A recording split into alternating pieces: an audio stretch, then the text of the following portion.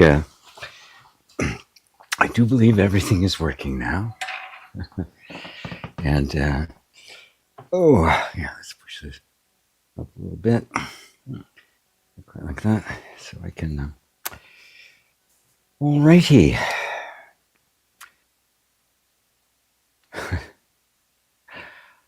Bit of a morning I have been having. I hope everybody can hear me okay and see me okay. I think the sound is good.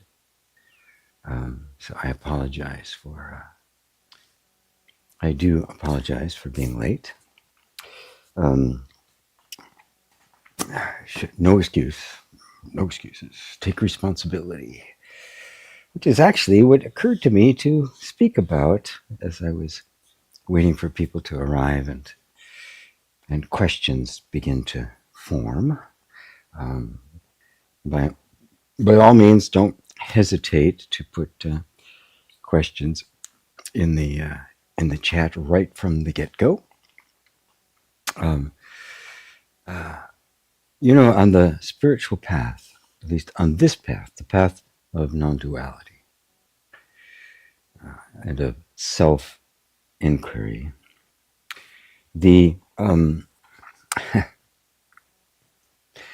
when you truly devote yourself to self-inquiry, which includes a practice I just call allowing, which means you allow yourself to experience everything unfiltered, unbuffered, blinders off, no tunnel vision, no distorted lens. You want to see everything as it is.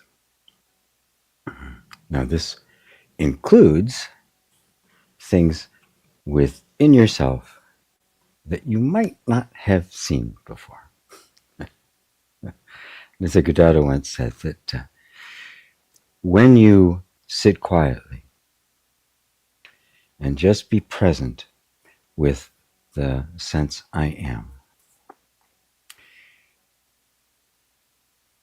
what comes up may not be a pretty sight to see. He then said, don't do anything about it. Don't engage with it. Don't turn it into a thing that you have to deal with. But be prepared for a bit of there can be some stings, some sharp blows, some blows to the ego. Because unless we feel the actual impact of what identification with the false sense of self, aka the ego, till we see what it has cost us, the impact that it's had on ourselves and others, until that's seen, we will defend it. And if you look around the world, you'll see people defending that to the death. It's probably the hardest part of self-inquiry and self-realization, and that's because it is what stands in the way of actually fully realizing yourself. And this is an ongoing process. It doesn't stop with the first major realization or the first major breakthrough or that incredible experience of oneness and unity with all things and expansive love. It doesn't stop there. It just doesn't come to a screeching halt. Because in order to fully self-realize, everything that is not you must be abandoned, must be let go of, and for that to happen, it must come to the surface. All the little subtle ways in which we have basically deceived ourselves and supported and even defended that which is doing so much damage. The thing is, it's doing damage to us ourselves individually. It cuts us off from opportunity, cuts us off from fully being capable of giving, of loving. It cuts us off from our own inner resources, our nature, cuts us off from the juice of life. It cuts us off from experiencing life in that innocent, playful, creative way like children do. Cuts us off from intimacy, closeness, community, because the egoic mind, or mind, under the influence of the ego, is inherently selfish and self-absorbed and sees everything from its own perspective and nothing else. When it's really extreme, we call it narcissism. Real extreme is actually a pathology. Literally cannot understand, feel, or care about how anybody else is feeling, which is the other part of that, because as long as there is an identification with ego there will be some degree of narcissism, you might say. I guess you could call it that. That really is designation for the most extreme cases, but it really is a blindness to others, a hindrance, it cripples our natural empathetic ability to actually feel the pain and suffering of others, and therefore become sensitive to it, compassionate towards it. And remember, it was that compassionate sense that drove Buddha, then Siddhartha, to become Buddha. The ending of suffering, finding its cause and its cure, has been the motivation behind the deepest spiritual practices, including non-duality. When you see, when your self-inquiry has exposed within you not just the pain you've caused yourself, the losses that you've caused yourself, but the pain you've caused others, especially pain that there's nothing you can do about it now. I mean, it's like you can't unring that bell. Its impact is there. It brings about, if you're willing to endure that, right? Endure kind of a perpetual facepalm at yourself, a very deep alchemical shift takes place. Something opens even more. It has to open enough that you even see it, but there's been often times in our lives when we've seen things and then kind of found a way to soft pedal them or reframe them, or do something to make them not hurt so damn much. But if we're willing to fully be present with it, first with ourselves, then with others, right? Because it has to extend in both directions. We have to be willing to receive that which we don't, we've been hiding from and defending all this time. When we're willing to receive that, the heart really does break open. If you're really willing to be with it, and not just say, "Oh, yeah, I made a mistake. It's okay," and just kind of like, remember, the ego is a shapeshifter. It can immediately try to absorb anything in order to keep itself going. But if you really let yourself be with it fully and not run away from it, it will bring about the kind of shift that makes the path to self-realization easy. Because in fact, this resistance to seeing this stuff is what has made it hard.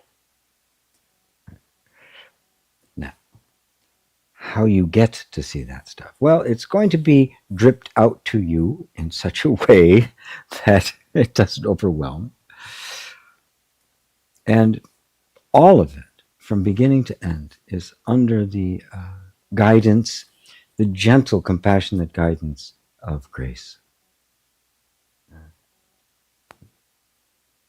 If you have been sincere enough to seek the path of self-realization, and been sincere enough to actually be willing to let go of some things, that's grace, and it will take you the rest of the way. But there's no discount on this. There are no coupons here that kind of lower the price. There's no get out of karma free card. It will continue. All of it will come up. I mean, all of it. All of it. Make no mistake about it. But that's the healing process. If your heart's truly open and sincere, it's coming up on its way out. Right? Because it has to be purged from human consciousness in order for us to truly realize who we are. Now, here's the deal. It's not letting it up, being fully present with it. Another little shape the ego can take is that, oh God, I'm so horrible, and flagellate yourself and beat yourself up and become. That's just a different shape. The remedy is always the same. Who is seeing this? What is it that recognizes that this is what it is, the activity of the ego? What is it that recognizes that? Well, it's not the ego. The recognition itself is in fact proof that you are the awakened one. It is the Buddha nature of you that reveals it. Now, the shapeshifter can do something with that too. Oh, I'm the self, and use it as a way of kind of trying to buffer the impact. This is the fullness of this path. It leaves no stone unturned. It leaves no place for the ego to hide. Yes, there is the self, the pure being, Buddha nature. And that is grace. That is what is moving this whole process. That is what is bringing this stuff to the surface. And that is your refuge. What is it that's aware of it? And then you be with both. You be with the suffering sense. You be with all the resistance of the ego, the attempts to reframe and the like. You do not attempt to get out of anything or discount anything, and yet at the same time, your heart is open, praying, recognizing that it isn't me, and I'm only experiencing now the fruit of my lifetimes of identification with what was never me in the first place. And there is actually a point that will happen all by itself. You can't get there on your own. It'll bring you there. Where grace itself bears the impact of those actions. Ramana Maharshi said that at a point, God will fulfill your karma. And but again, you can see how the shapeshifter, the ego mind, oh, God's gonna fulfill it, and becomes just another way to try to buffer it. So when things come up, as they will, don't push them away. Right?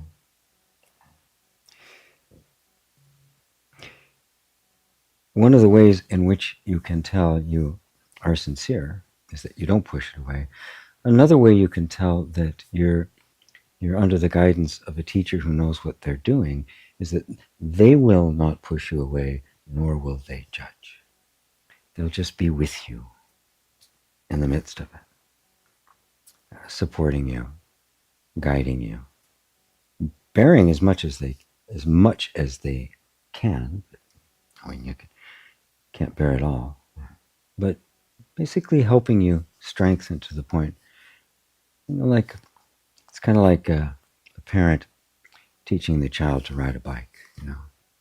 For a while they're doing all the work, then they're just kind of guiding it, and before you know it, they've let go, and the kid doesn't even know it. He's riding along, and suddenly, mom or dad's not there. So we're never left without the proper support. If you've become sincere enough, pure enough, and done enough of the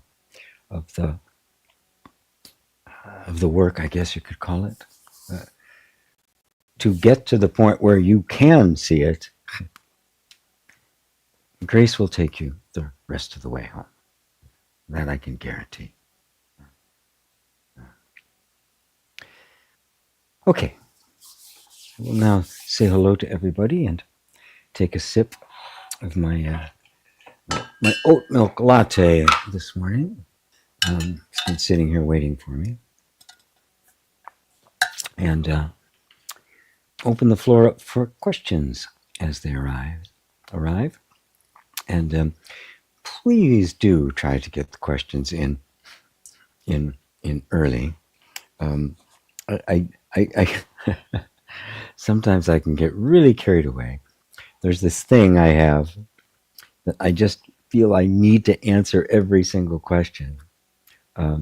Even though I keep telling you all that if your question doesn't get answered, but specifically by me, the answer is always here, because I'm basically, my store has one product in it. The shelves are empty except for this one product. It's always the same thing on offer here. So listen at that level, which, while the specific subject may not be being addressed, that is your particular thing, everything we experience as a human being, although our individual experiences are just mind-numbingly diverse, the various problems and things we face, it's always, at its essence, it's always the same. A mistaken identity. So whatever comes up for you, let it be a catalyst to remind you, to say to yourself, to whom is this appearing? So that attention begins to move away from the content of what's happening to you, the one experiencing it. That doesn't ignore what's happening. It doesn't ignore the karmic stuff that comes up that I was just talking about. Not at all. But it puts you into the place that is actually capable of successfully and creatively and always lovingly being with, being present with, and really finding solutions to all the various kinds of stuff that come up for us. So on that note, let me now press on. Roberto, so good to see you. Rosario, another fellow in Madrid. There's somebody else here from Spain as well. I think she's a little bit further down. Oh, Sylvia, right there. and Ava in Poland. There's David and Elaine. Hi, guys. My good buddy Jill. There's Nay. Hello, Nay. That's Audrey. Hello, sending love to you. Let's see. Magdalene. Hello from Germany. First time here. Welcome. Welcome, welcome, welcome. I certainly hope that you get all of your needs met, that questions get answered for you with confidence. And you find really it's that an opening takes place, that the question comes from you and is recognized by you. Because it's all you. This is all the liberation of you into your full power, your full capabilities. So welcome, welcome, welcome. Salka Schmidt, love from Germany. Welcome, Salka. I think you may be new too. Hello, Fat Muppet.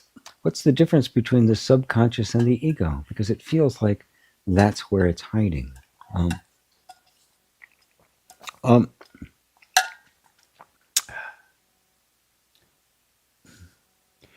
the subconscious, the unconscious, the body, the senses, the mind. From the perspective of Advaita, from this perspective of non-dual self-inquiry, those are all different aspects of the same thing. When our mind's involved and we look at it more conceptually, we divide things up. There's the emotional state, the emotional body, then there's the conscious, there's the subconscious, and then there's the unconscious, there's the physical characteristics, there's the breakdown of all the piece parts. And it's useful, but the non-dual approach is much more holistic. Right? Instead of labeling it and analyzing it, what I invite everyone to do is to look to your own direct experience of it. This is true of everything, and I do emotional healing as well, and it's really always the same thing. There's the actual event itself, and then there's our concepts and ideas about the event. Right? Now, all of the teaching and material that has been that's come forth and been created over a long time about the mind and how it works are all explanations of our experience. Right? Experience is always there first. You know? We were smelling flowers before we had the word flower for them, or labeled them, or set them, separated them into genus and species and all of that sort of thing. Right? Right? So the experience of our own minds, right, and our emotions and our bodies, right, this approach wants you to go to the experience itself with no explanation of it, because all the explanations of it came later. They're all after the fact. They're all based on everybody else's experience. And if we take the conceptual and go to our experience, what we experience will be bound by the conceptual. And recognizing that our beliefs, our assumptions, our concepts shape the lens through which we see things, we won't see anything that doesn't really conform to that. So this is an invitation to step out of the mind and into pure experience. So when I talk about the ego, I'm talking about there's different ways in which we experience this. But at the heart of it, it is simply how I view myself. Now, yes, there are parts of that we are aware of, parts that we are not. When you get right down to the root of it, the ego, the sense of self, right, boils down to really one thing. There is an image in the mind of ourselves, right, that we have mistaken for ourselves. For instance, your husband, wife, boyfriend, girlfriend, right? You have an idea of them, or just a friend. You have an idea, you have a concept of them, right? Is the concept of them them? No, it's just a picture in our minds, right? Anything, right? The plants behind me. Right? I say the plants behind me, and there's a concept of the plants. But the concept of the plants is not the plant. Now, I'd like to use this example. Say you're walking through a park or something you walk through every day. Right? Spring is coming, right? And suddenly, from one day to the next, a bush that was just, nice green bush, is suddenly just exploding with color and flowers. And all of a sudden, she just goes, ah. It just takes you aback, right? There's just this this. Right? In that moment, it's pure experience. Then what happens? Split second later, maybe a time that's measurable, but maybe not. Immediately, there's, oh wow, how beautiful! My God, that's incredible! Wow. Man, geez, I love spring. Isn't spring wonderful? What kind of plant that is? Looks like a lilac. No, it's not a lilac. Jeez, I don't. Gee, I wonder. Maybe I get out my phone and take a picture, and I'll find out what it. Now you're in the mind, aren't you? There's the experience of just pure awe, and then the mind is there. That experience of pure awe, there's no ego. There's no self-image there. You and that flower are one. This whole path is to get back to that, the direct experience of things as they are, without any concept whatsoever. Now, the like I said, that flower, right, is not your concept of it. Right? You go to the flower. You can watch a travel video about the Great Wall of China, but that won't be the Great Wall of China. Now, with the flower, I can turn around and I can look at the flower.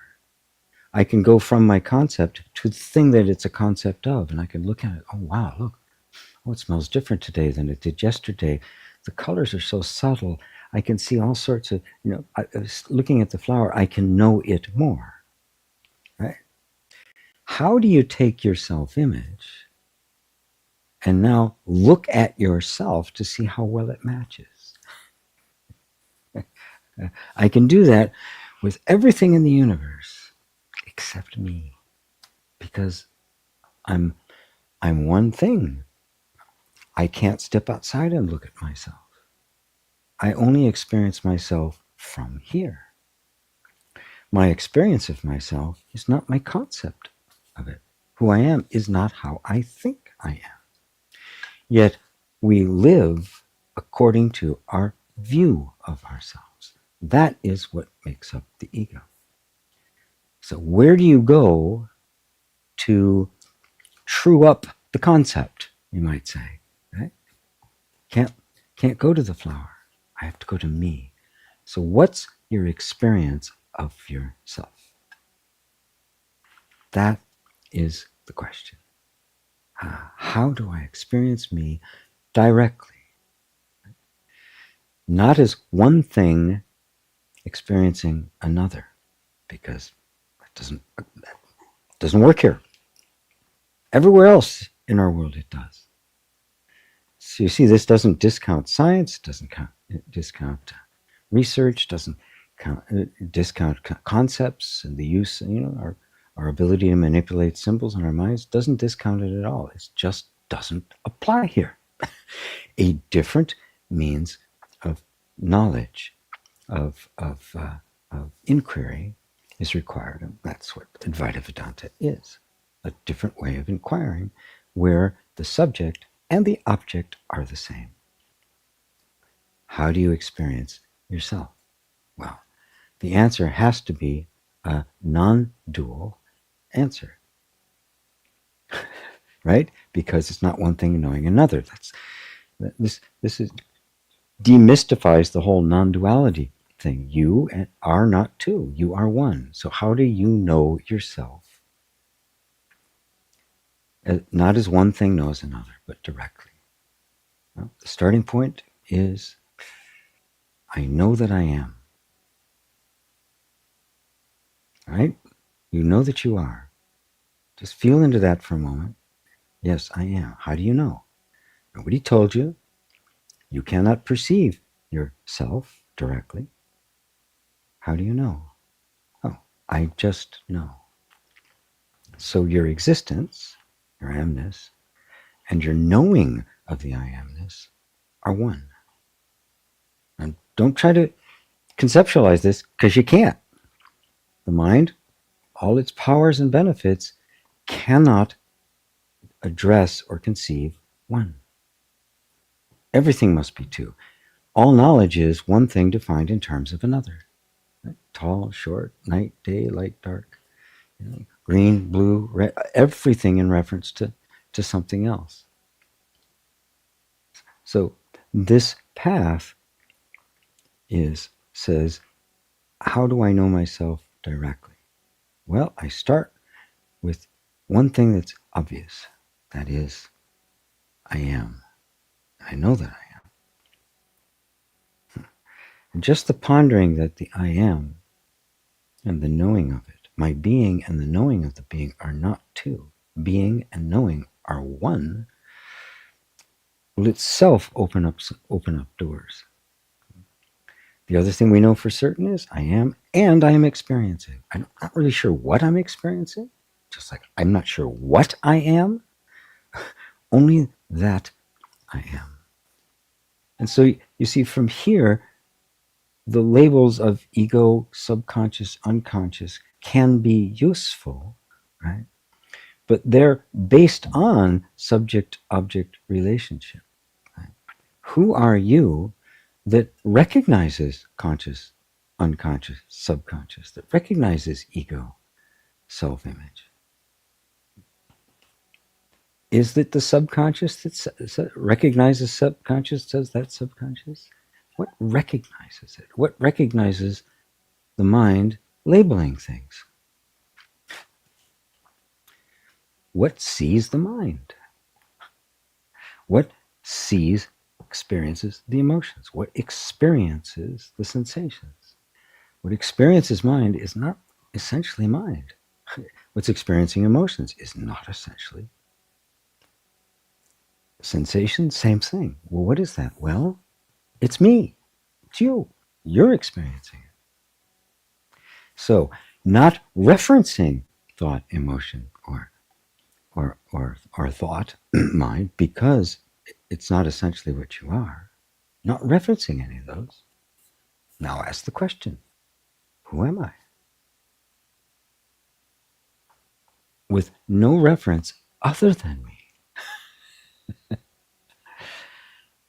That's where you find truth. Because truth is self-referencing. It does not rely on anything else to be true. It just is. Well, I am. I just am. That's a truth.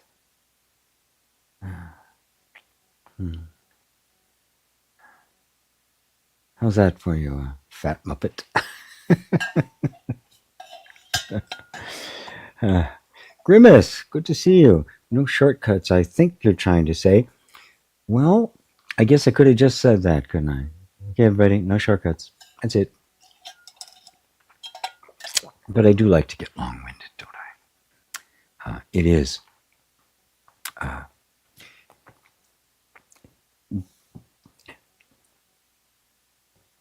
No shortcuts. And the drive to make shortcuts um, is just another aspect of the egoic mind, the false sense of self, trying to perpetuate itself. And we get sucked into, hey, I mean, if I could like get completely, pardoned, right? Just immediately taken into nirvana, I'd take it. But that's not how it works. You don't, you just don't kind of get on the bus to nirvana, and that's it. Freedom is free, but it ain't cheap. Yeah. Mm. David Yeager, my buddy, they will not push you away or judge. No, that is not the experience most of us have had uh, growing up, at least in the West, and different kinds of things in the East, but in the West, no, because the God of the West, the God of all the Abrahamic religions which dominate in the West, is the merciless, rule-based enforcer uh, called Yahweh in the Old Testament, and that somehow the message of Christ was to just kind of accommodate and pay the price for the bloodlust of Yahweh of the Old Testament, which is not at all what his teachings were. So no, that was not your experience. But I'm inviting you now to let go of that, the past experience, and and immerse yourself in the experience you're having right now. Because your teacher won't push you away, won't judge you, won't criticize you. Matter of fact, will do everything he can to bind up your wounds, carry any load that he or she can. That's a true teacher. That's what Christ did. I mean, if you look at Christ, that's what he did. He didn't criticize anybody, forgave everybody. I mean, he spoke truth to power. Those that wanted to condemn, the story of the Good Samaritan was brilliant, just absolutely brilliant, because he said to just love your neighbor. And looking for a little loophole to say, okay, let's see, how do I get out of this one? Well, who's my neighbor? And it even points out in the Bible that the one who asked that was a lawyer. I thought that was like perfect. But, and in the example that he gave in that story of the Samaritan, of the Israelite, a fellow Israelite, right? Wounded, naked, laying on the side, beaten, left for dead. The ones who passed by and didn't pay any attention were the elite of the society, the Pharisees, the elite that passed by. And the one who took care of them was one, the Samaritans, which were less than. I mean, the Jews looked down on them, right? The Hebrews at the time. That was it's like you'd look down on anybody, like whites used to look down on blacks, and still do. Somebody I know that keeps making comments about Asians, and I keep reminding him, my granddaughters are Asian. You might want to think twice before you say stupid, ignorant, racist things like that. And yes, I actually did say that. Because it is ignorant, and sometimes you have to kind of rub the puppy's nose in it,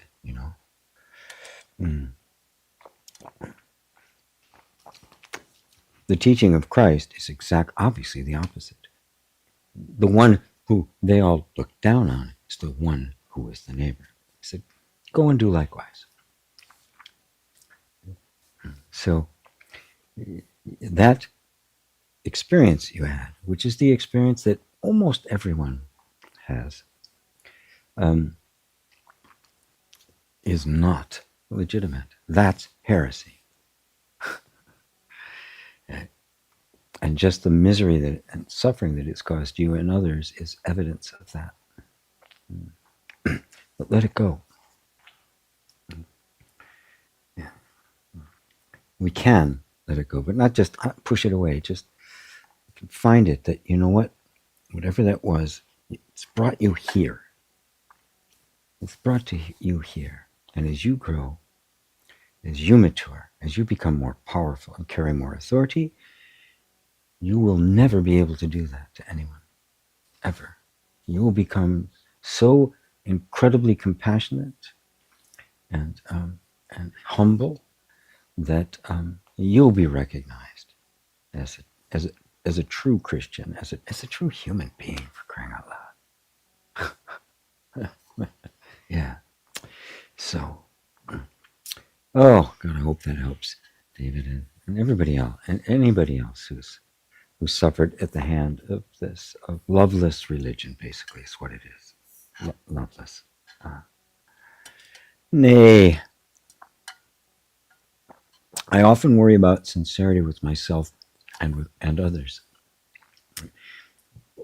At times, I feel like things as they are, but won't fully accept it just in case I'm seeing it through ego. Well, Nay, that's why you've come to me. I won't let you do that. I will show you the difference. But notice that there's a fear there, right? Oh, I won't accept it. Am I seeing it through ego? Right? We're afraid. Excuse me. There's a fear there of being judged, isn't it? Well, I guarantee you, there are you are seeing some things through ego. Guarantee it. I guarantee you that I am. I'm not a Buddha. I'm not at the same plane as my teacher. Yeah. And even Papaji, who was a fully enlightened master, when asked, do you have to be vigilant? Because he used to say it all the time, be vigilant, vigilant, vigilant. His answer was, till my dying breath. Yeah. Even the enlightened master says, I have to be vigilant. My teacher has said, he said, yeah, it comes up. He says, don't you think it's going to stop? It's going to just keep coming up and keep coming up and keep coming up. The invitation to identify as a person. The difference is that the master has gotten to the point where it never tricks him again. I cannot claim that. I won't claim that, right? I won't claim that when I am a living Buddha. I won't make that claim. Because what wants to claim that is the ego. It's a place to hide. Oh yeah, I've got it down now. Who has it down? Your true self is always what's seeing. And that true self, which is pure love, pure sincerity, pure reality, is exposing all the falsity. For what? To condemn you for seeing it through ego? No, to free you. To be yourself, to free you from the suffering and the pain that has gone along with it. My love, you have suffered enough. Okay? Suffered enough. Yeah. Yeah. It's time to be done with that. Yeah. I and everybody who's been with you can attest to your sincerity. Yeah. And at some point you will too. And you know what? One of my prayers is, please expose my insincerity.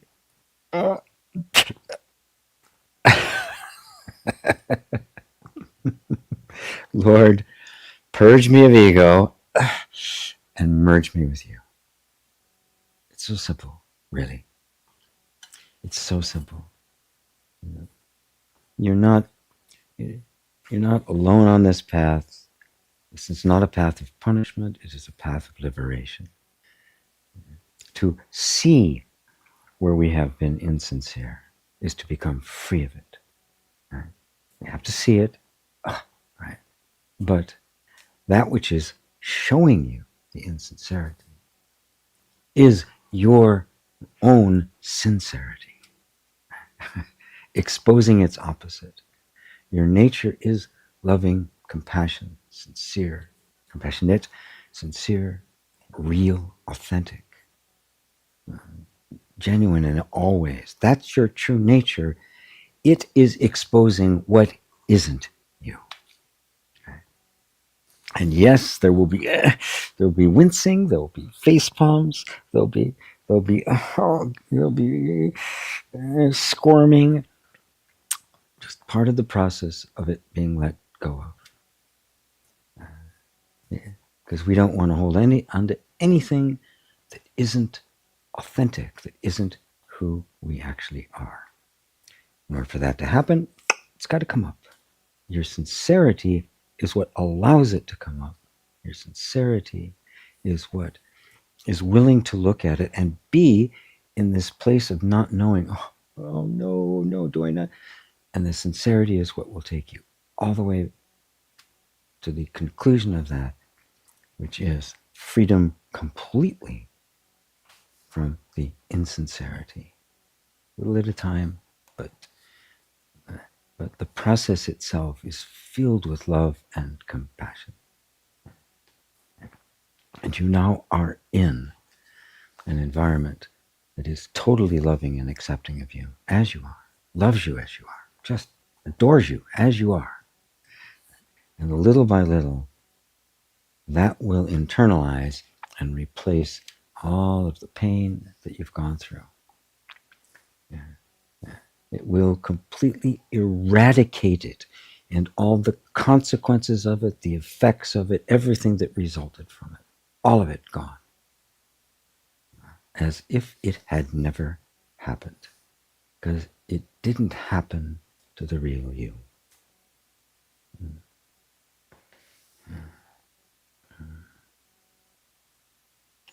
Love you so much. Hello, Marty. Hello. There's Ida. Hello, Ida. So good to see you. So good to see you. Wonderful. Big love to you. Like I'm always on alert for the ego. Yeah.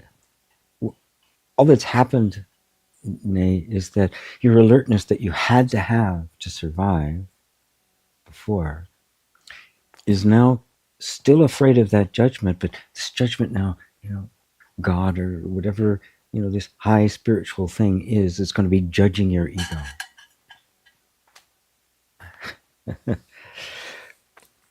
Remember the story of the woman taken in adultery, of Christ.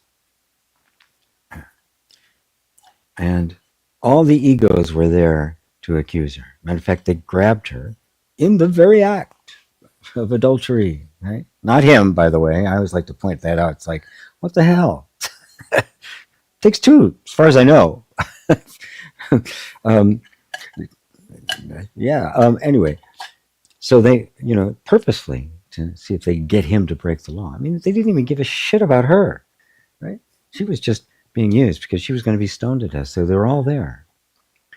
All of that are the ego trying to trip up Christ, which represents the real you, the sincere you, the truthful you. And the woman also represents us, the things that we have done, right? And we did them. What can I say? What's going to happen next? And Jesus makes that famous statement: whoever's among you doesn't have any sin, just go ahead, throw a stone. At this point, people may claim all sorts of stuff in private, but nobody in public is going to say, especially, in the religious order and stuff, and, you're going to say, oh, I'm without sin, and start throwing rocks. Not going to do it. All of them walked out. The ego was silenced. And then he turns to her and he says to her, "Where are your accusers?" And she says, "They've all gone, Lord." He said, "I don't accuse you either. Go, sin no more." And it just kind of breaks your heart open, doesn't it? Where are the accusers? Where's this accuser accusing you of ego? It's the ego. It's the accuser. So where's it? All gone. I don't accuse you. God doesn't accuse you. Love doesn't accuse you. Nobody accuses you. Accusers are all gone. Go. Live in peace. Live without suffering. Fat Muppet. Often feels like ego and subconscious mind are merged into one. Why is that? I think I got this. This came after my answer to that. Yeah, because in fact they are different aspects of the same thing. Yeah. Mind, ego, subconscious. Right. It's all this collective here that creates the experience of a sense of yourself that isn't actually you, but believing it to be ourselves, we experience life as if it were you in all its detail. But it's really all just one thing. So when I use the word mind, I'm referring to all of it. We oftentimes I use mind just referring to thoughts and consciousness or human consciousness as the whole of it: sensation, emotion, thoughts, conscious, right? And what is conscious, subconscious, unconscious, super conscious, super duper conscious? I mean, all of it's one thing. Right? Stand back and look at all of that, right? And then ask yourself, what's seeing it? Right? Is what's seeing it isn't in what's seen. So who are you? You can see the subconscious or its influence. It's not you. Right? Anyway, Ted Todd, the ego designed to protect is easily overdoing it in 1,000 ways. Yes, the formation of a sense of self is a reactive mechanism to protect ourselves from the environment. The identification with it happens, which ensures that all of the aspects of ourselves that it was dangerous to express in your world, especially in childhood, don't get expressed. So if I identify with this person, I will eschew, I will push away, I will diminish, I will demean all of those other qualities. Problem is, they're you, and they need to, they're pushing to be expressed. But you're absolutely right. It's all a protective mechanism, right? And the ego is simply the fact that we identified with the protective mechanism, aka conditioning, right? Because we didn't know that that's not what we were. This path is the discovery that that isn't what you are, never was, which then gives us then reconnects us to and gives us access to all the of us, of which there's just unlimited. All of it becomes accessible for expression through the form, the innocent form of your human life. But because, also as you say, that protective mechanism is it's what has kept us all alive, right?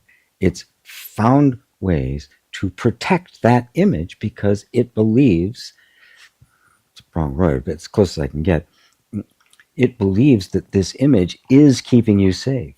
It was at one point, and as far as it's concerned, it still is, which is why it's very resistant to it being challenged, which is why I teach emotional healing all around being creating a safe space in which the protective mechanism, which assumes the space is dangerous, can begin to detect the safety and then automatically, as it does, let go of those defenses. As it lets go, more of the authentic you begins to emerge. It's it's a subtle, uh, powerful yet um, gradual process. So yeah, it's really, really good at protecting that image.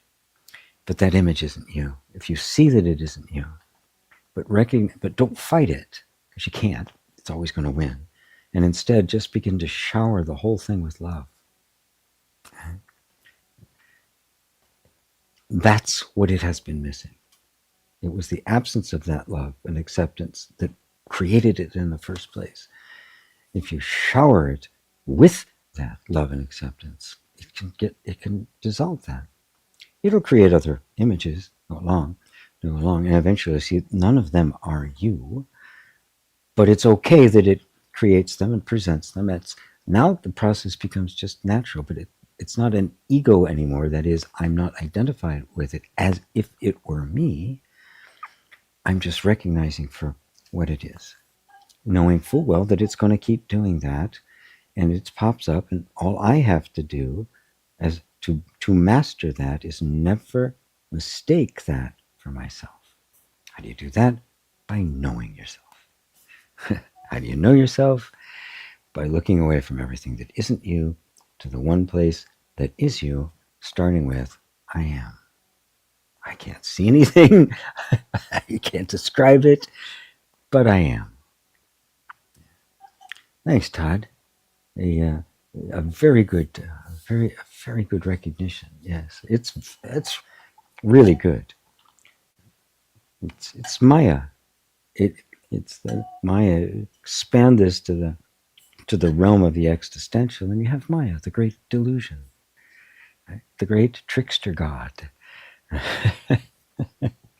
and but all of the tricks, when you realize the game that's being played, all of those tricks serve to make you stronger, right? And they just get more subtle, more subtle, and more subtle, and that's okay, you know. Um, in weight training, if you do weightlifting, I like working out with weights, always have. Um, it's called resistance training. So, what happens when you get to a point where it's easy? Well, you put more on and create more resistance. The more resistance there is, the stronger you get. Right? And a lot of bone diseases have been tied to the fact, the thing that old people get where their bones get really weak and brittle and they crack. It's because we don't lift. We're not carrying. The body was made to carry stuff around. Especially it's an Irish body, right? We're luggers. I could carry. Can't go very fast, but I can carry a lot. It's it's just the way the way it is. How did I get onto that subject? The protection. Maya. Completely lost my train of thought. Oh well. Um, Maya, the great illusion. Yeah, don't. What we're learning is to not identify with it, but let it happen. Right? And you'll find that there's actually a power in it. Right? When a self gets created to be presented, it will be appropriate for the environment, but you won't see it as yourself. Just an aspect of you that comes out in the moment. So, wow. Thanks, Todd. I'm really going all over the place here. I need to look through here. Oh my God, look at all this.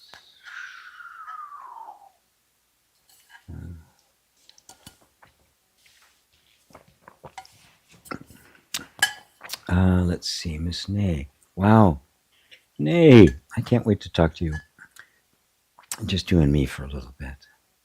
It's like I get to see my daughter who's been away from college. I get to sit down and have coffee with her. Let's see. I'm just going to start skipping around because I'm here a bit. Let's see. would love to hear your take on how this aligns. Balancing, apart from modalities like tapping, what other actions can be taken to support the unfolding of desires? Um, Manifesting certain desires. I'm interested in the role that we play in the unfolding. Yes. Um, yeah. Good. Um, I know there's more here, but I'm going to. What's the role you play in your own unfolding? Well, one of the roles is to choose a teacher that you can work with, which you've done. Done. Check. One that so far has met the appropriate requirements. I know you had at least one before that I know of that didn't quite meet all the requirements, right? So at this point, the sorting out, right? Because really what you're talking about, the desires, the manifesting of my desires as a human being, and also at the same time being free of ego and not being overly materialistic. You can see, wow, trying to go back and forth between all the potential there, manifest my. So it's I always right from the beginning when the whole law of attraction manifestation thing started, I was aware of how it was always pitched as everything I could get, what I wanted. I could order it from the genie in the universe, and no question about the value of it, a more transcendent value of it, the benefit of it, not just to me, but to a whole. No questions about how do I ease humanity's suffering? How can I manifest that? It was like, how do I get the car? How do I get the girl or the guy? How do I get the house? It just got so usurped by the materialism of the age that a lot of the truth of it, what truth there is in it, got completely obscured, as it always does. you know, Yoga, which is a path of preparation. All the various yogas are a preparation for the path of jnana yoga, which is self-inquiry, which is what you're hearing here. They're all preparation for that. And what do we get in the West? Exercise. That's it. This incredible thing boils down to exercise. Jeez. Meditation being stress relief or to manifest stuff. The purpose of these things is to wake up to who we actually are. Right? So separating out, separating the wheat from the chaff, right? What is genuine and what has the false sense of self or ego projected on to the genuine, because desires are always genuine, they're innocent. Right? But the ego projects things onto them that aren't there. And that's what gets it all distorted. And in the beginning, like you're right at the beginning of your journey with me, that separation is my job. Yeah, how about it? You don't have to do it. I didn't ask my children to feed themselves until they could. I didn't ask them to ride the bike until I had shown them how. I didn't ask them to do anything for themselves until they were ready to do it. I did it all. I did all the heavy lifting. And they would try and fail. My youngest son, I remembered well the day he was so proud that he was going to help with everything. He put all the dishes in the dishwasher for us, and then he put in dish soap into the dishwasher. Several hours later, I come walking into the kitchen, and it's filled to the brim with bubbles. All right, good try. What am I going to do? Actually, it was the funniest, cutest, wonderful thing in the world. What do I do? Judge him, right? His ego. It's like, no, it's just, I didn't quite have it down yet. He's now 48, and he's a very healthy guy, and we have a really great relationship. Right now, You're my little girl. I'm doing the heavy lifting. So you can, I know this may sound strange, for a little bit here, you don't have to do anything. The burden isn't on you. What did Christ say about laying his cares upon me? Take take on my yoke, because my yoke's easy, my burden is light. Right? Yeah. Just listen, take in, ponder. Let yourself experience being loved, because that's what has been missing. You had to do it all for yourself since the time you were a kid. You had to do it. You had to step in. You were the lightning rod for all of their own self-hatred and self-rejection.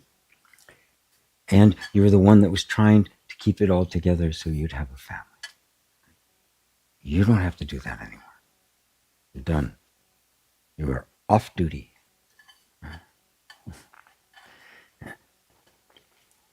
That discernment between the real and the unreal, that which actually is, and what is a projection onto that. That is, what's the mirage and what's the desert, right? That will become gently clear to you. Right? Yeah, that's my job. You don't have to do it. What does that feel like? Yeah, off duty. Off duty. Lay down all your guns, your armor, all the stuff. You can go, chill. Sit on the beach with a Mai Tai. Oh, right. We just saw Fatima. I forgot. Happy Mother's Day to all mothers, and to all of you who have the potential to be a mother. Whether you want to or not, it's up to you. But anyway, you are, the woman is life. The woman is life. You are,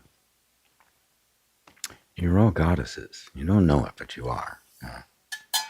And one of the real advantages to self-realization as it unfolds is you get to see that. Especially as a guy experiencing self-realization, I get to see the incredible beauty of woman. Just the mystery, the awe, it's mind-blowing.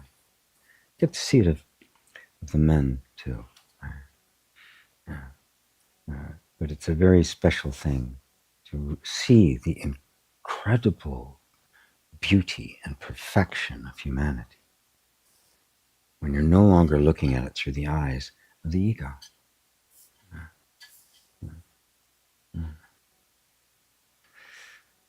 Oh, wow.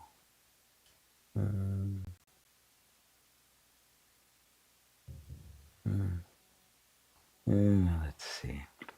Mary said, the accuser is ego itself. Yeah. Yeah. Who else is going to accuse you, right? Yeah. It's so funny. I mean, you'll get this idea, oh man, this would be the greatest thing. I got to do this. I got to do this. And then you do it, and it just, I mean, it's a disaster. And the very same thing is, oh, you really got to do this. What does it say now? God, that was stupid. What were you thinking? God, are you stupid? It's like, same ego mind. Same thing. Same one. Yeah.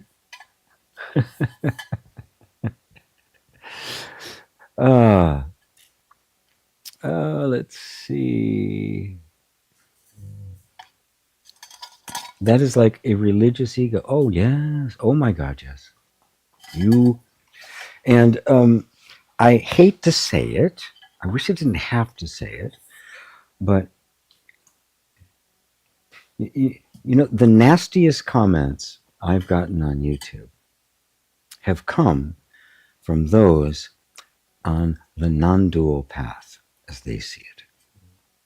It's I I call it it's called Neo Advaita.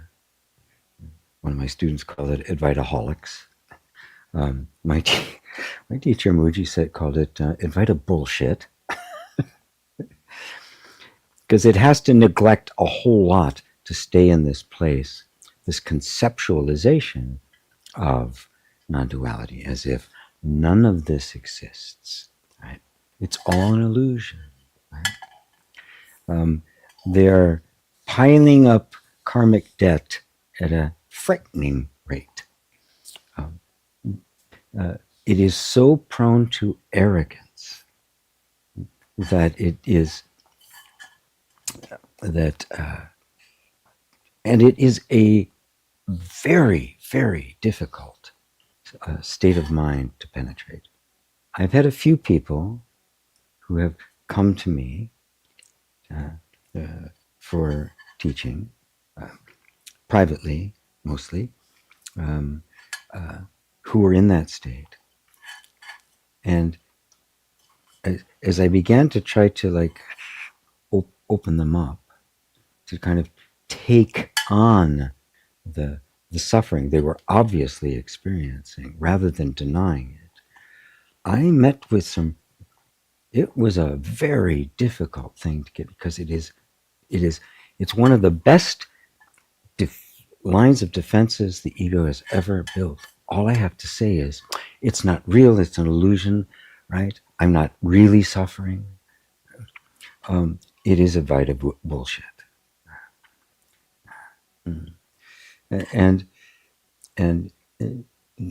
this path is the path of jnana, or wisdom, Vedanta, pure knowledge, precision, looking, scrutinizing everything, seeing illusion as illusion. But it's also the path of bhakti, devotion, submission, surrender, worship. You have to, both have to be there. Many of you have heard me say this before, but in this context, you can get it, right? And again, as Muji has said, there's way more arrogance in the jnana tent than there is in the bhakti tent. I'd much rather be with a bunch of people devoted to their guru, to their god, to whatever, than to those who want to dismiss all of it as unreal. And the most severe criticisms I've received in comments have been from them.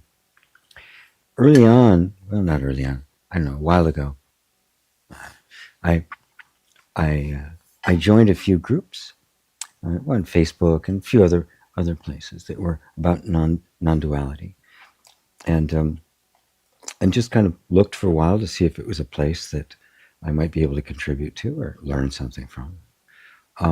I never saw so much infighting and nastiness. I went, what the hell is this? I mean, it was just like, no, that teacher's full of shit. It's this guy, and I mean, that's what got directed towards me. And all I can say is, well, bless your heart, bless your heart. Suffering will take care of that. Symbolized in Zen Buddhism as the Zen stick. Right? when the students has a big fear, none of it exists. It's all me. There is no anything. Whack! He gets the stick upside the head because yes, but you're not done.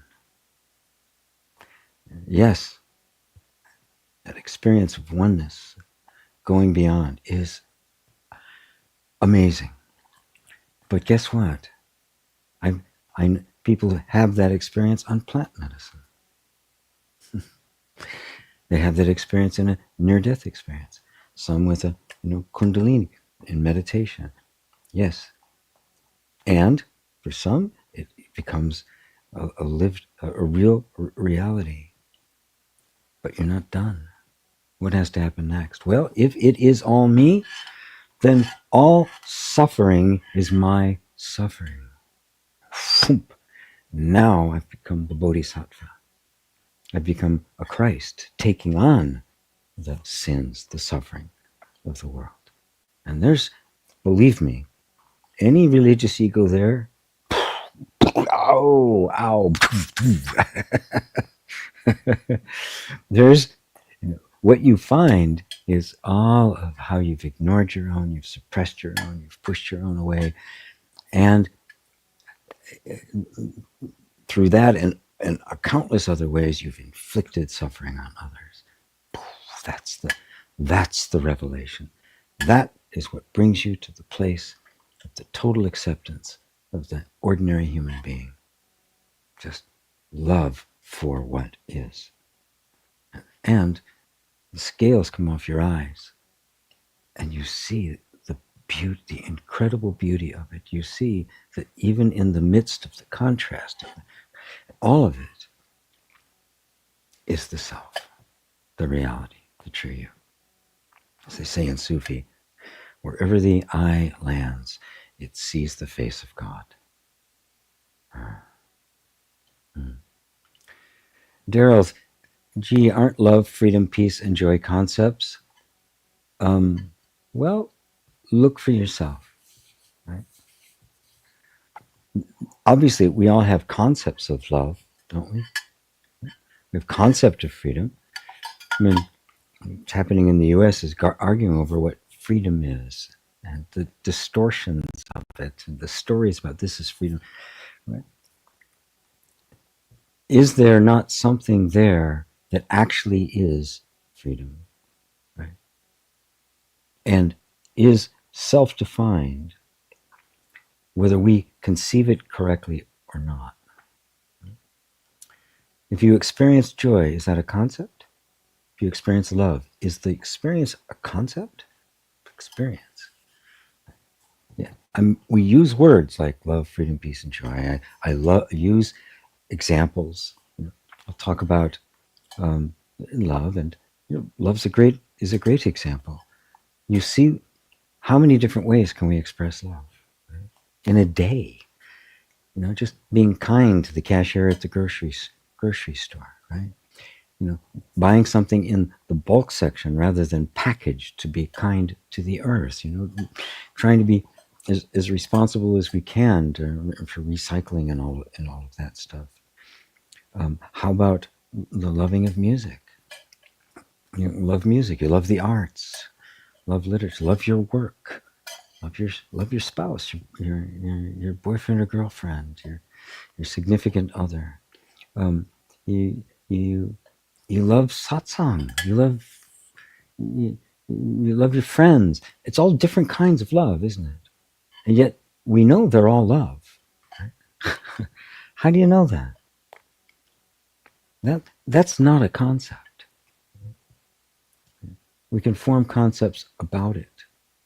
Right? There's no such thing as a concept of absolutely nothing. Because concepts are dependent. They're dependent on what they are a concept of. They can then become, all sorts of imaginary things can happen based out of that, but there's a root to them. So in their essence, no, they're not concepts. In their manifestation, their expressions in your life, they're not concepts. And we have concepts of them. Like right now, I used the concept of different, giving you an image of different ways in which love appears, and then pointing you towards love. And there's a concept there of love towards its origin, which you cannot express. What is it? What's music without a song? Try to tell somebody what music is who's never heard it. You can't do it.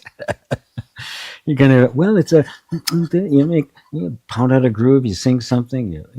I mean, it's the experience of it, right? And from that, we can inherently see the energy, the essence, the self of all the forms of music, but can't see music itself. The self is that. Everything is the self. but you can't see it. You can't define it. Yet everything is that, right? Just like love. Because even love is an emanation of the self, the ultimate reality. Love, freedom, peace, joy, right? They are themselves manifest. They're not concepts.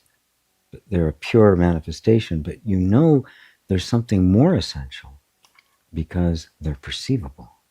Love, pure love, even its purest, is still knowable. The sense I am is still knowable. It's subtle, very subtle, pure. It is not corrupted by anything, just pure I amness. Yet it is still perceivable. So it too is an emanation. Love, freedom, joy, peace, connection, all of it are the subtle forms, the subtlest form. Remember that form is not a concept. Form is not the ego. Ego attaches to form.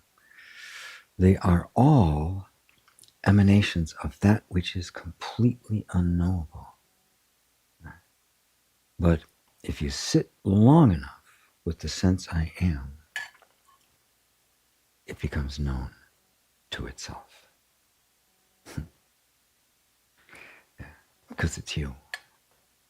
It is the self of you, it's the self of me, it's the self of my little cup here that's making too much noise, it's the self of the camera I'm looking at, it's the self of the window behind me, and the tree through which it's being seen, the piano, the flowers, the grow lights, my nose. It's all the self. Wherever the eye lands, it sees the face of God, not the face of a person. That's a concept. That's the concept. See, the ego is nothing but concept. It actually doesn't have a reality that it's a concept of. It's imaginary.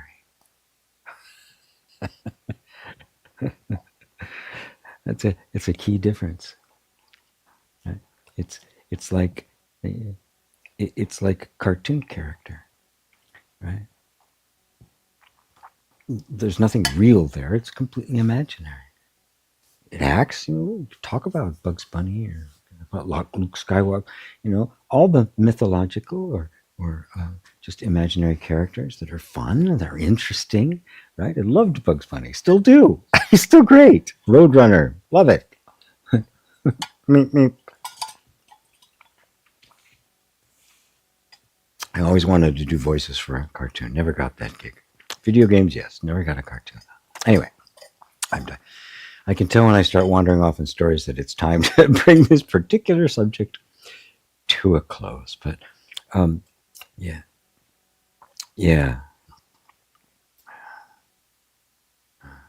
You are the self appearing as Daryl,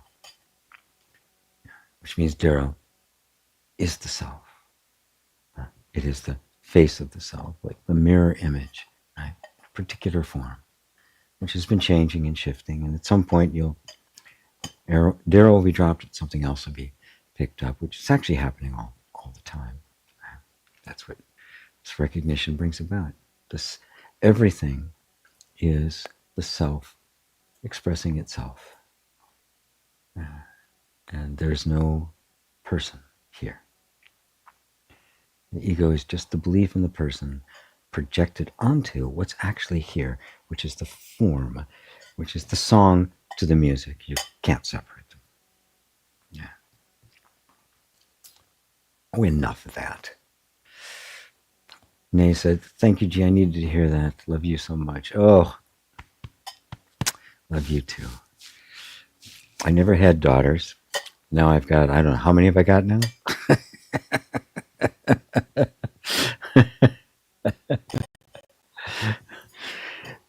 It's wonderful. It's wonderful. It's wonderful. I have a couple of boys. But girls are even nice. They're a whole lot better to you when you get old than boys are. Yeah, what's up, Dad? Hey, that's cool. Gotta go.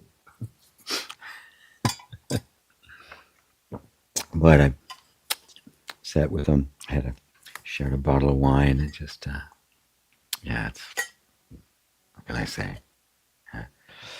My sons are the best mistake I ever made.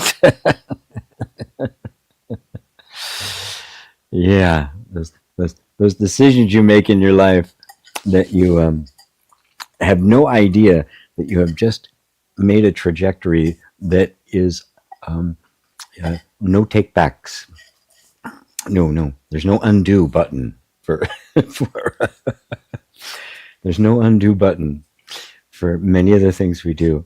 This is the nature of karma. You know, these open, but these are all closed for good. Yeah, that's the path. And now I have no regrets. So a true teacher won't demonize the ego and pretend they don't have one. Yes. Oh God, no. I don't have an ego. That's the ego speaking. That's the ego speaking. The self doesn't have to announce that.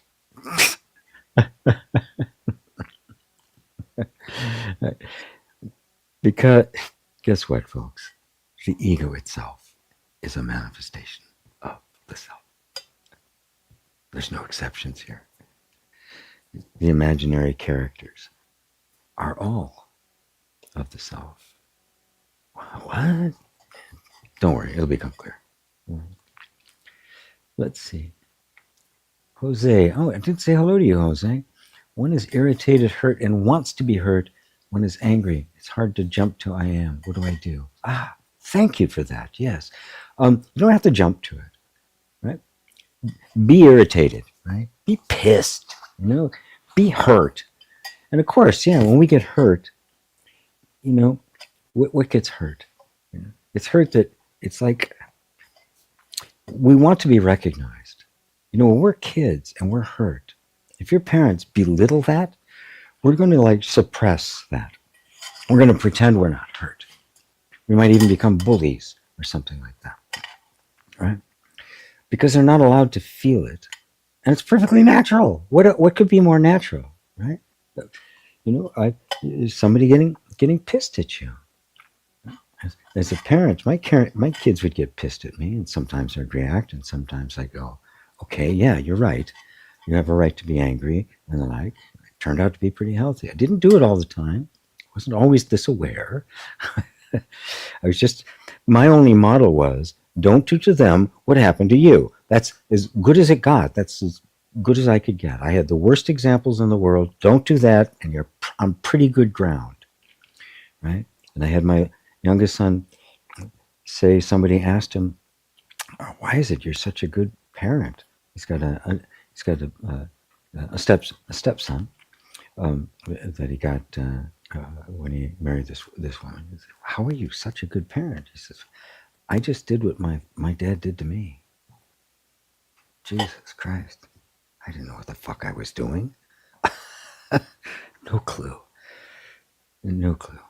Anyway, I'm that's me. I like to kind of wander off into stories. Let me get back to the point here. That persists, right? The first thing that has to happen, the very first thing that has to happen, and I teach this in emotional healing, is that the hurt needs to be acknowledged. There has to be a witness to what actually happened. See, this is what the child doesn't have, right? The child is abused in some way. The abuser may even tell them it if they're not abused. May be terrified of it, like in sexual molestation and the like, threatened. I know somebody her life was threatened, right? At knife point, if she told anybody that she had been raped repeatedly by her brother. What do you do with that? Terror, utter terror is there. I mean, you have to suppress that kind of life-threatening stuff, right? At some point, see, the child cannot validate themselves. We're not capable of it. We must get the validation, approval, and acceptance from the parents we will then internalize that, and it will become self-acceptance, the capacity to validate yourself. And out of that, because you have that capacity, you are not threatened by criticism, and you can assess it. You're right, I fucked up, right?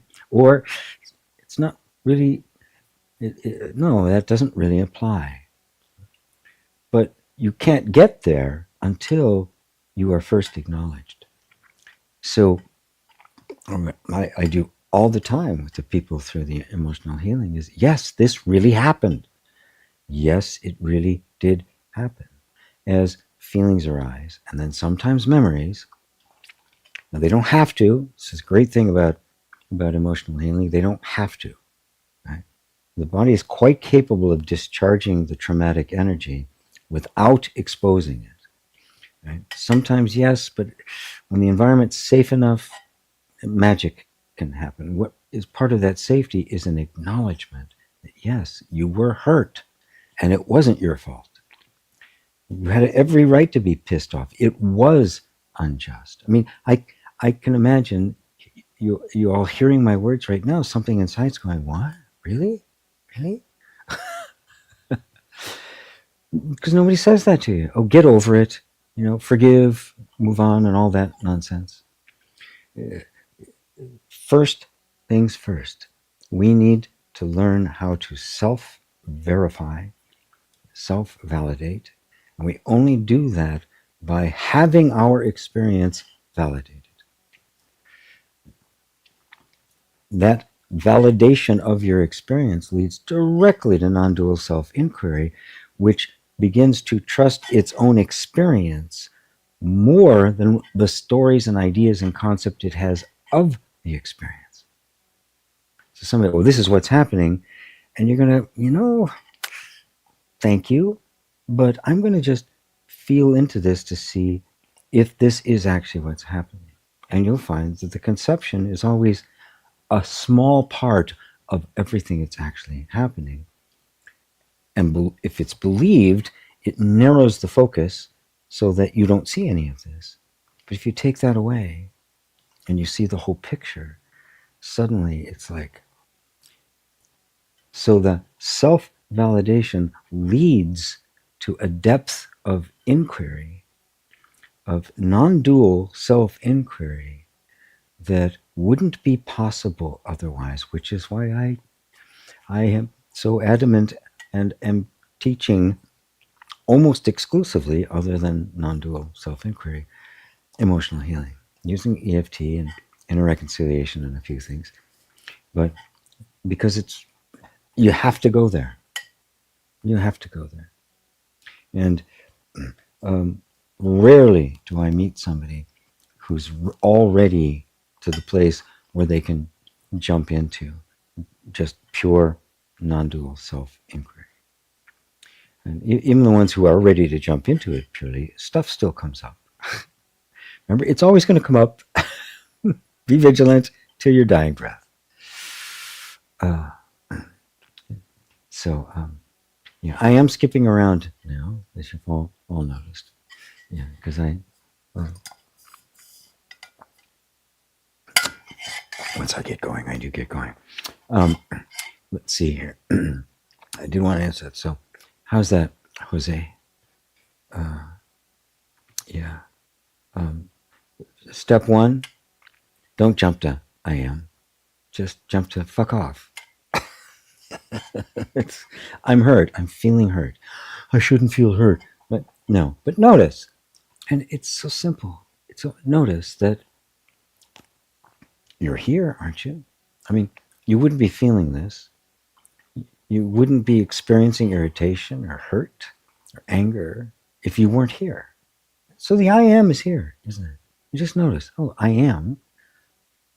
Otherwise, I wouldn't be experiencing this. So even that is evidence, is pointing at. It's a pointer to the fact that you are. Right? And that doesn't discount this. Because we don't want to have happen. Oh, I'm the I am, as a means of suppressing all this.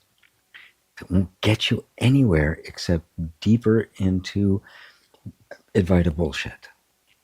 Yeah. So instead, you just notice, oh, I don't have to jump to the I am. I am the I am. This is the I am pissed off. Okay, good. I'm going to just be there. And little by little, your attention will just naturally gravitate towards there. And it will have an influence on all of this, including bringing you to a self-acceptance that is not a denial of all of this, but a total acceptance of it. Because under the anger and the hurt, there's vulnerability, there's fear, there's a sense of being unloved. There's all sorts of stuff there, right? And we just want it all to come up because this is what it means to be human, accepting your humanness. The sense I am does not preclude it. As a matter of fact, it puts you more deeply into it. And at the same time, frees you from it. It's mystery. It's a mystery. It's a mystery. It's a miracle. Just accept it as such. Is that, boy, I hope that's good for you, Jose. Just want to make sure I read everything. Let's see. Jennifer, didn't say hello to you. There's Magdalena. I love that. Purge me and merge me. Yes, purge me of ego. Merge me with you. Right. Little by little, you'll begin to realize what that means. Purge me. Well, oh, no. I want you to just take it away. I didn't want you to show it to me. Can you just take it away? That's how we take it away. We show it to you. And you're, oh my God, really? I did that? Yes. And then you go, yeah, purge me. Go ahead. Ow, ow, ow, ow, ow, ow, ow. Right? Let's see. There's this ego. Ida, I haven't seen you in class. Yeah, I haven't seen you in it. Yeah, yes. Yeah, good. I think I've answered everything you wrote here today. Yeah. And the simplest is just don't worry about it. I'll take care of it. Ego is, the accuser is the ego. Yes, it is. Let's see. Rise again. It's to acknowledge you. Hey, G, could you speak on releasing pride and accepting that we do not have to work hard for God's love? Wow.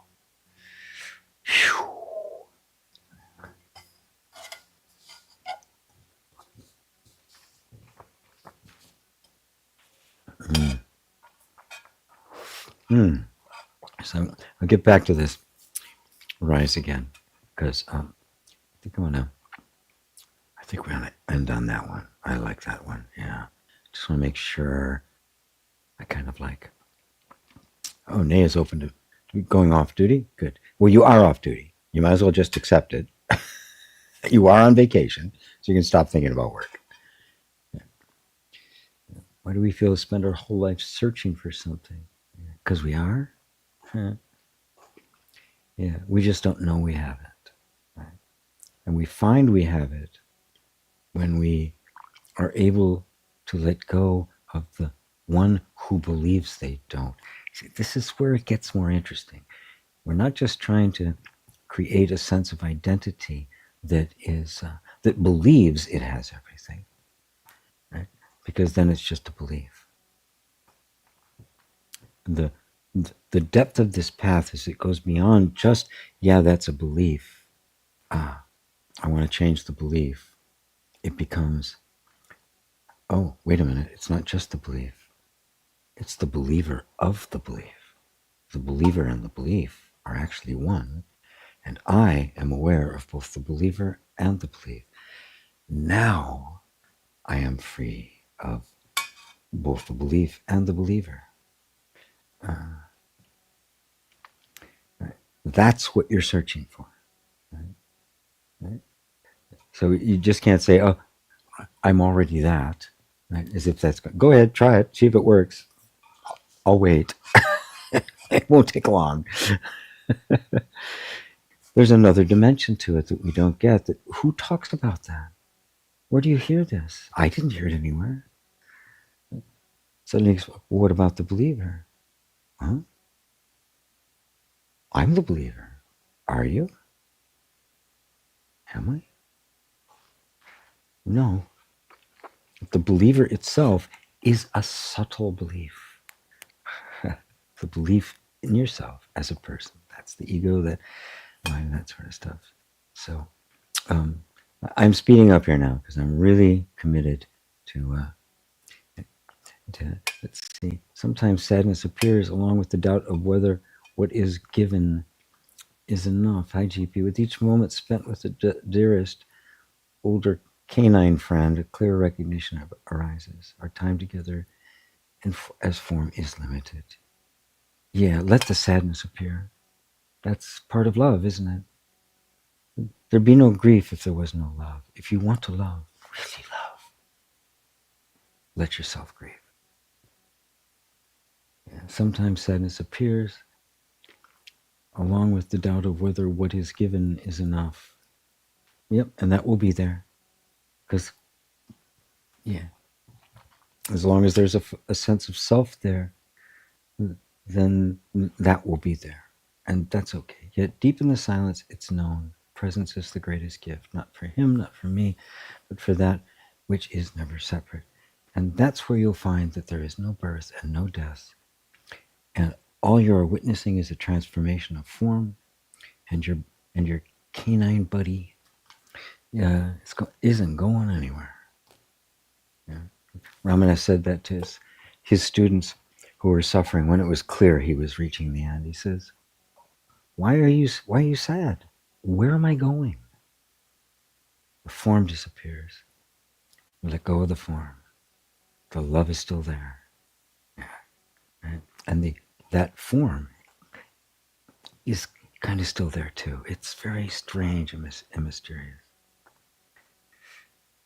Yes, Thomas, and thank God that form is limited. Yes, and beautiful, and incredibly beautiful and wonderful. In a war zone, how can I move out to peaceful space? Okay. Wow, look at all these questions. Yeah.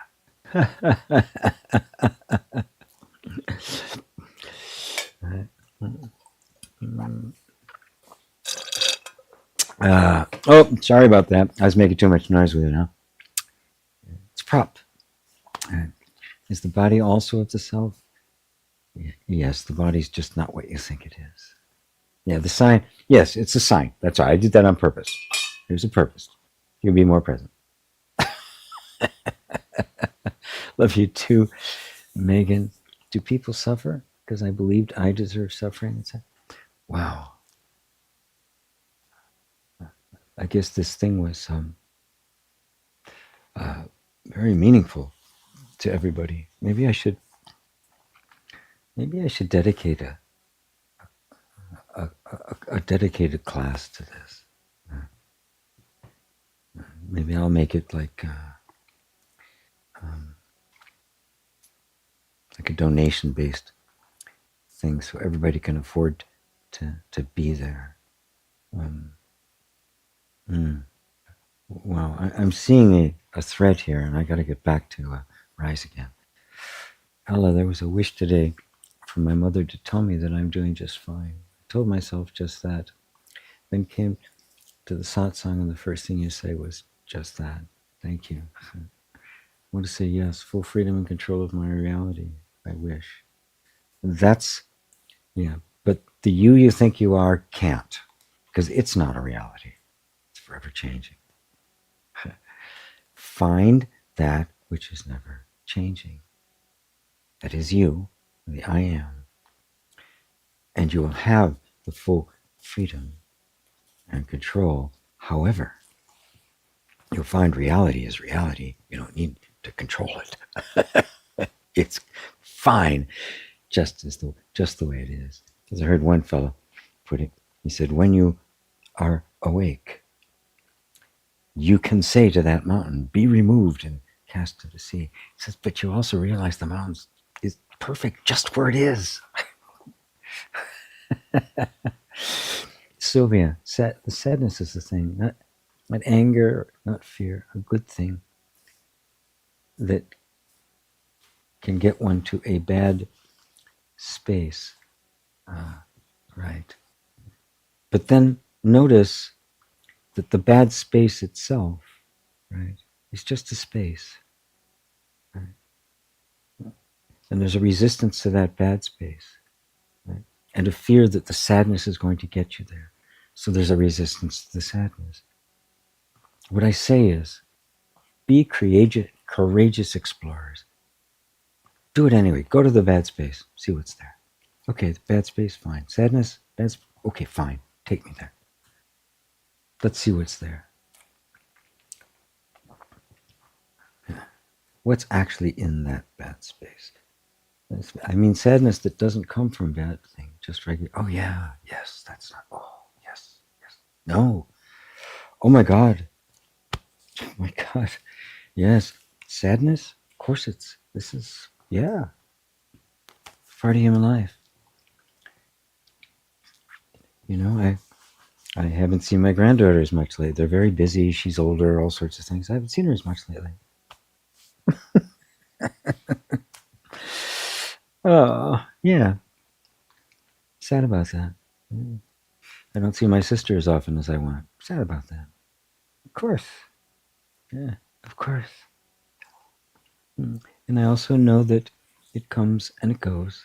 Everything comes and goes, and yet it's okay. All right, my last little bit of time here. Let me go back to rise again. There you are. Releasing pride, accepting that we do not have to earn God's love. Yes.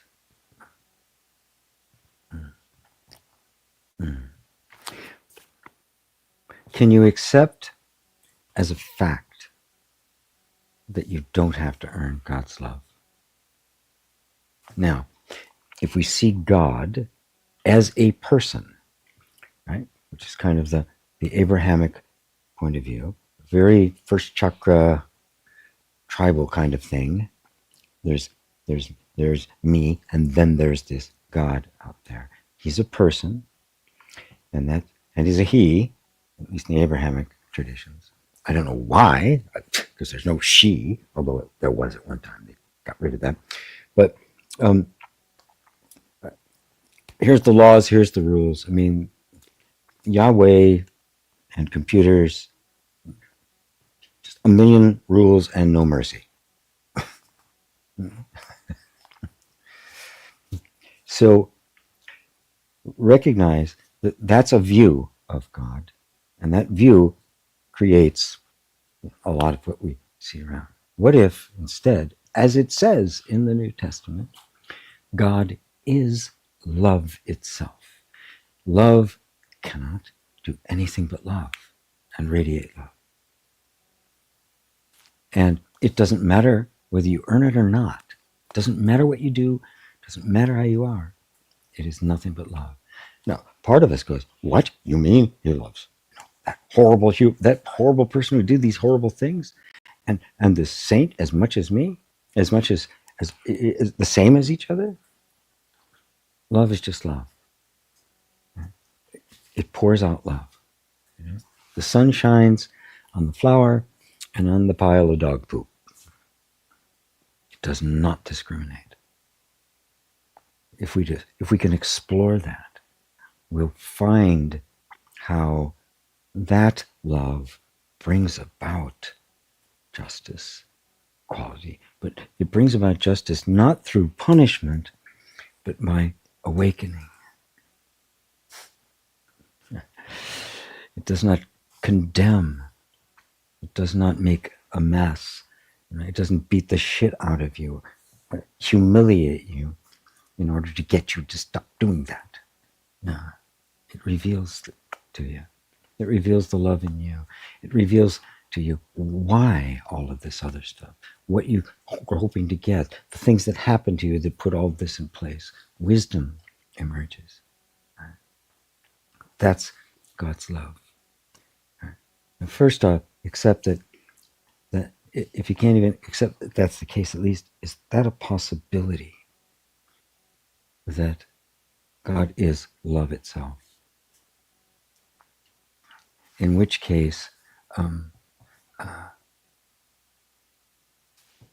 since that is pure love, what's there for me to be proud of? There's nothing for me to gain. I don't have to do anything to earn it, and I can't do anything to get it taken away. Nothing I do matters. It's just going to love. Where's pride in that? It's like, oh, everything comes from that. Everything belongs to God, but not the God of the that is the other, the angry, bitter, petty, capricious other, but love itself.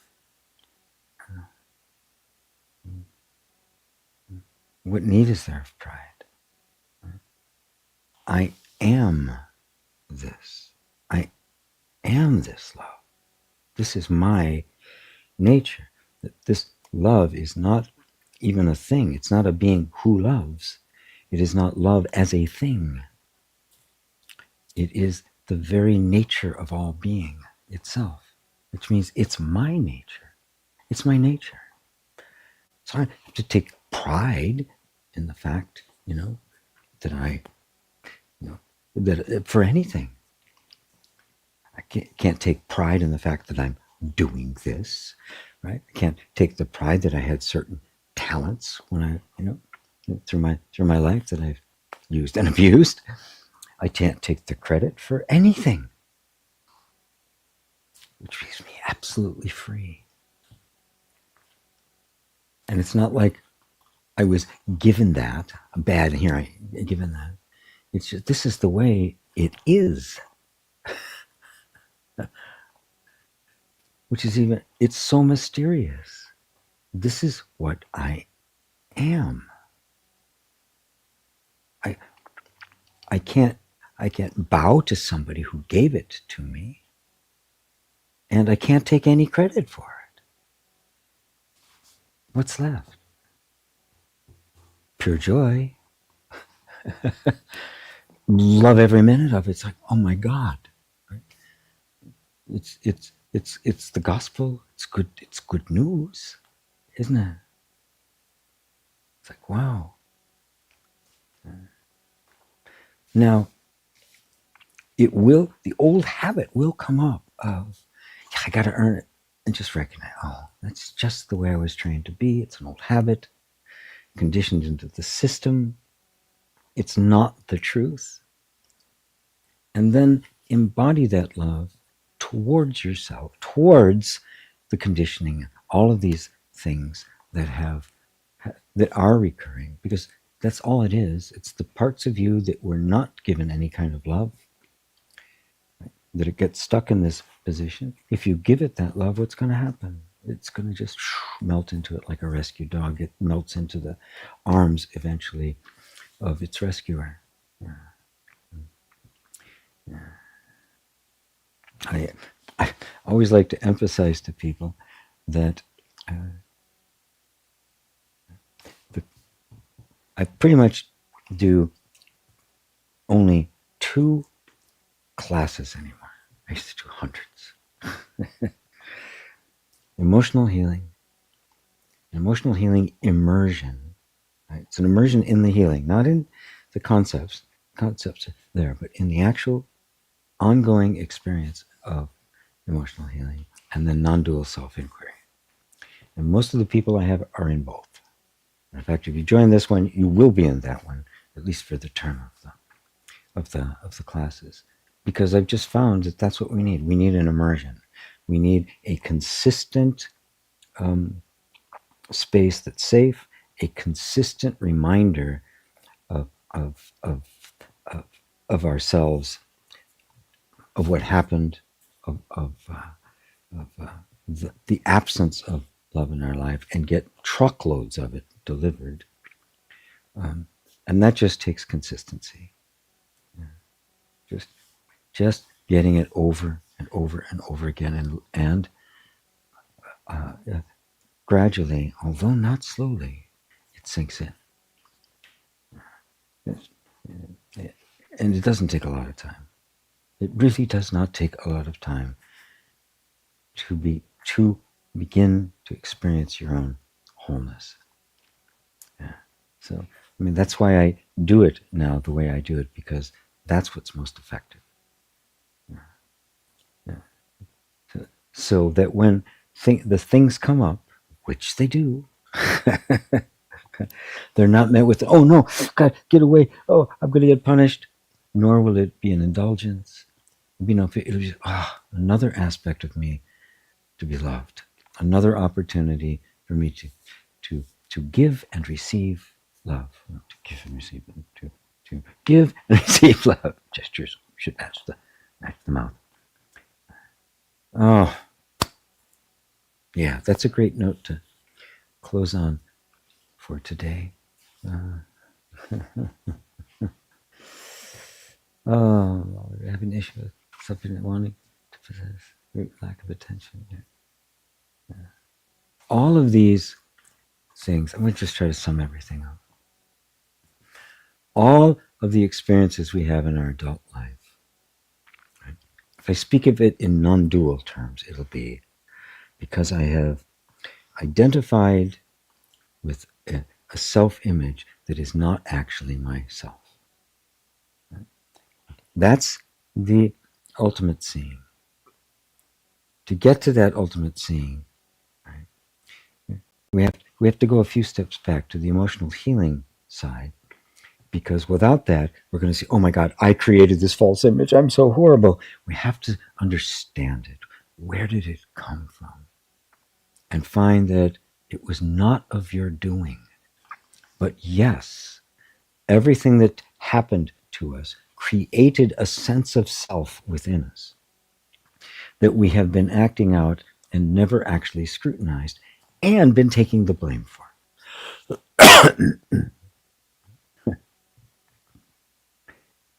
And that absence of love, it manifests itself in all sorts of ways, all of which are problematic. Then we become a little bit more aware, and we become aware of it. And now we feel horrible about, oh, I'm doing this, and I feel, and I'm needy, or I'm stupid, or I push people away, or I make the wrong decisions. We're trying to take what isn't true in the first place and fix it to try to get closer to what's true. And you don't have to do that. All you have to do is create the space for yourself that wasn't there, that created all this. If you create that, all of this goes away all by itself. That means becoming loving and accepting towards yourself. And that's the process. That's the process we go through. That's the process of emotional healing, and the realization then that the image that you're holding of yourself isn't you. You didn't create it. It's not a life sentence. And just creating for yourself is what will cure it all. And now I have to go. Love you all. Till next time. Namaste.